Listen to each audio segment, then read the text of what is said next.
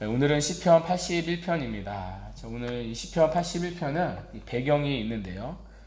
초막절을 배경으로 하는 시입니다. 그것을 우리가 3절에서 확인할 수 있는데요. 3절을 보시면 초하루와 보름과 우리의 명절에 나팔을 불지어다.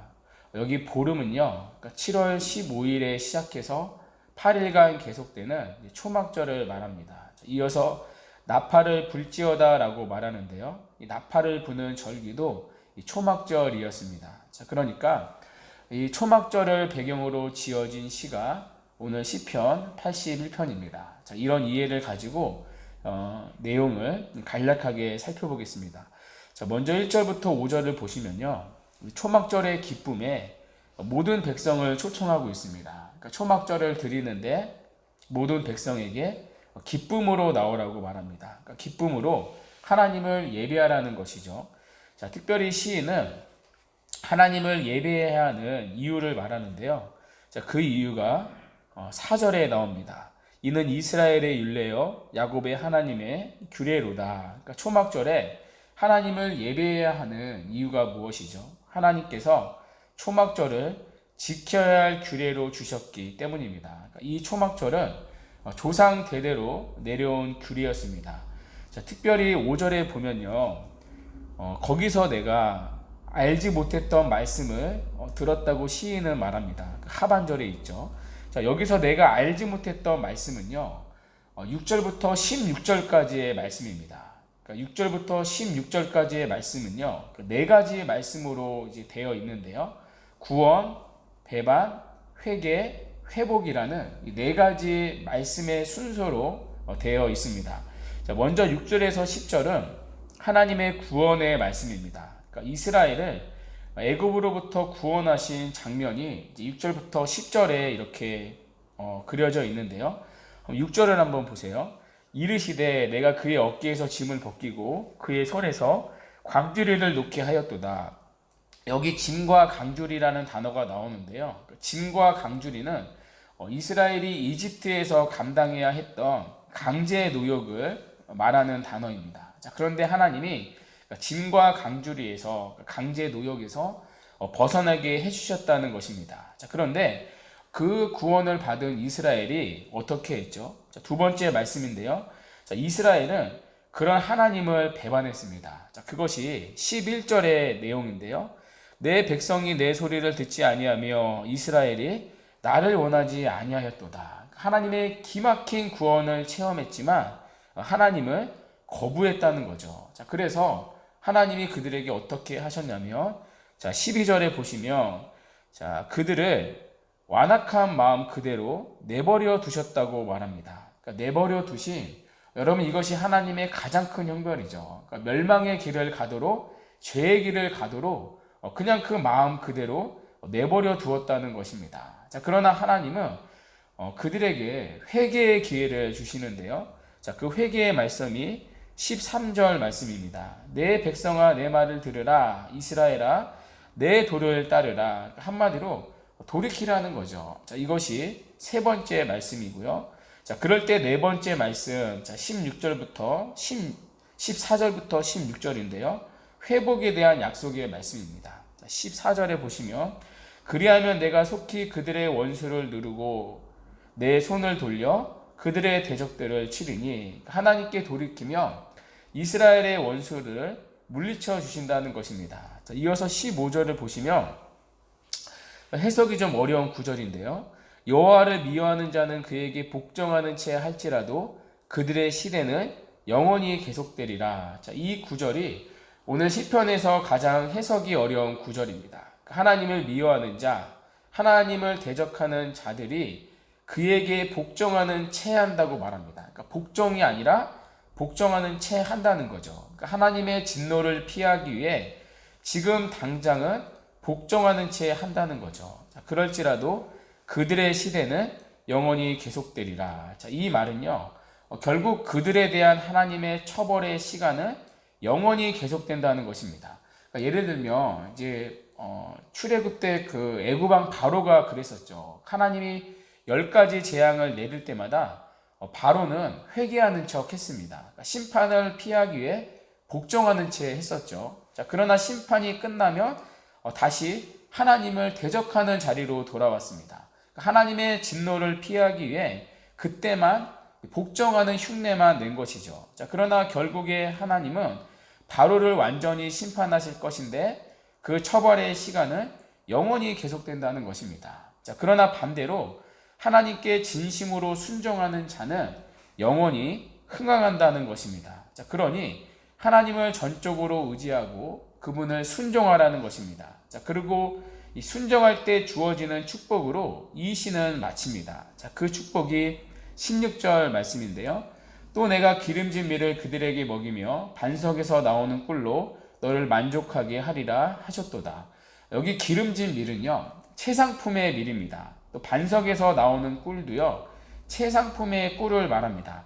그러니까 너희들이 순종하면 하나님은 그런 최상품의 양식으로 너희들을 만족하게 해주신다는 것입니다. 자, 그러니 하나님을 전적으로 의지하고 순종하라는 것입니다. 자, 이렇게 시편 81편을 간단하게 살펴봤는데요. 여러분, 이 시는 말씀드린 대로 초막절을 배경으로 하고 있습니다. 여러분, 초막절은 잘 아시죠? 초막절에서 이 초막은 텐트를 가리키는 용어입니다. 오늘날에는 이 사람들이 캠핑을 많이 하더라고요. 차를 살 때도 보면 캠핑을 고려해서 사는 사람들이 있습니다. 그만큼 오늘날에는 이 캠핑 문화가 확산되고 있습니다. 그래서 텐트들도 보면요, 이렇게 좋은 텐트들이 많이 나오더라고요. 그러니까 텐트를 쳐서 밖에서 생활할 수 있는 기능성 텐트들도 많이 나오고 있더라고요. 그러니까 이런 텐트를 치는 절기가 초막절이었습니다. 자, 그런데 초막절은 텐트긴 텐트인데요. 너무나 이상한 텐트입니다. 기능이 없었습니다. 그러니까 쉽게 말해 가성비가 전혀 없는 텐트였죠. 왜냐하면 야외에서 텐트를 치는데, 그러니까 광야에서 텐트를 치는데 하늘이 뚫려 있는 텐트였기 때문입니다. 특별히 이스라엘 백성들은 여러분 광야를 지나지 않았습니까? 광야에는 밤에는 영하 20도까지 내려가고요. 또 낮에는 너무나도 뜨거운 땡볕을 지나야 했습니다. 자, 그런데 하늘이 뚫려 있는 텐트니까요, 햇빛이나 추위를 막지를 못합니다. 자, 그런데 여기에는 중요한 의미가 있는 거죠. 자, 그럼에도 이스라엘 백성들은 안전하게 광야 생활을 지냈다는 것입니다. 그러니까 이스라엘 백성들은 40년 동안 광야 생활을 했습니다. 그러니까 사실 40년 동안 광야 생활을 할 생각은 누구도 없었습니다. 그러니까 40일이면 갈 거리를 불순종으로 40년 동안 뺑뺑이를 돌았기 때문이죠.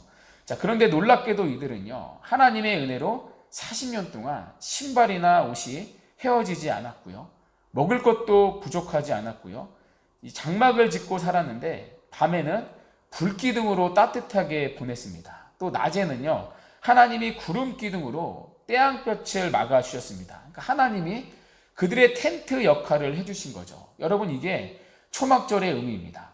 초막이라는 건, 여러분, 집이라는 건요, 우리의 의식주와 생명과 안전과 밀접하게 관련되어 있습니다. 그러니까 우리의 의식주와 안전, 생명과 바로 닿아 있는 것이 집이죠. 자, 그런데 그걸 누가 책임지시냐면 하나님이 책임져 주셨다는 것입니다. 자, 그걸 보여주는 게 이스라엘의 초막의 의미입니다. 자, 그래서 초막절은요, 이스라엘 백성이 출애굽의 의미를 기억하면서 보내는 절기입니다. 그러니까 광야 40년 동안 베풀어 주신 하나님의 공급하심과 보호하심을 기념하며 8일 동안 초막을 치고 지내는 절기입니다. 그러니까 거기서 먹고 자고 하면서 하나님께서 광야에서 우리 조상들을 지키고 보호하신 것처럼 우리도 인도하고 보호하실 거라는 믿음의 고백을 드리는 절기가 초막절이었습니다. 자, 그래서 시인은 지금 드리고 있는 이 초막절에 말하는 거죠. 하나님께 순종하고 그분을 전적으로 의지하라는 것입니다. 자, 그래서 이 시편에 보면 반복되는 표현이 하나 있는데요, 바로 들으라라는 표현입니다.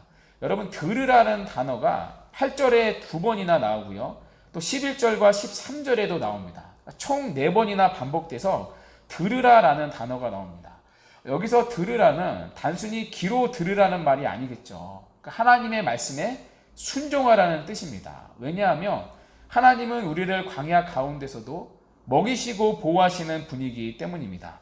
자, 특별히 시인은 1절에서 그 하나님을 우리의 능력이 되시는 하나님이라고 말합니다. 자, 그분은 능력의 하나님이라는 거죠. 자, 이어서 1절에 보면 야곱의 하나님이라고 말합니다. 그러니까 야곱의 하나님은 지금까지 야곱의 자손들을 지키셨던 신실한 하나님을 뜻합니다. 자, 그러니 너희들의 인생을 그분께 맡기라는 것입니다. 자, 그것이 바로 들으라라는 말씀의 의미인 거죠. 그러니까 하나님의 말씀에 너희들의 인생을 맡기고 세상의 소리에 흔들리지 말라는 거죠. 자, 그래서 시인은요, 여러분 9절 한번 보시겠어요? 9절부터 11절에 이렇게 말하는 것입니다.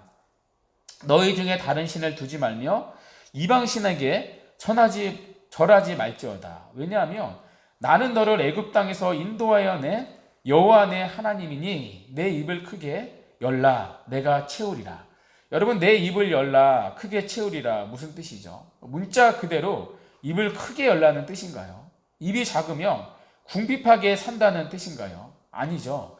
우리 삶에서 필요한 모든 것들을 하나님께서 주신다는 것입니다. 자, 그러니 다른 신을 두지 말고 그분만을 의지하고 그분의 은혜만을 구하라는 것입니다. 그것이 바로 입을 크게 열라는 의미입니다. 왜냐하면 하나님은 출애굽한 이스라엘 백성들을 광야에서 40년 동안 먹이시고 인도하신 하나님이시기 때문입니다. 자, 그것이 지금 지키고 있는 초막절의 의미 아닙니까? 자, 그러니 들으라는 것이죠. 하나님의 말씀을 들으라는 것입니다. 하나님의 말씀에 너희들의 하루와 내일을 맡기라는 것입니다. 자, 오늘 우리에게도 마찬가지죠. 여러분, 우리가 오늘 듣고 쫓아가야 할 소리는 하나님의 말씀입니다. 세상의 소리가 아니라 하나님의 말씀입니다.